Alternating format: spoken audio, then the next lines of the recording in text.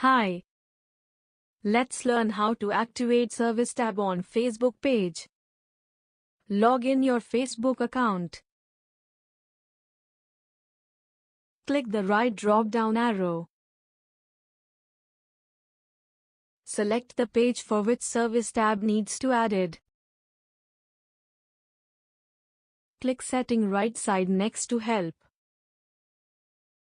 Then select Templates and Tabs. Now on right side see for the tab list to add a tab. Let's add Service tab by clicking Add tab. Then select Service tab. Close the screen. Click Page on left top below Facebook icon. Congrats, your Service tab is added on the tag. Download our app and learn. Thank you.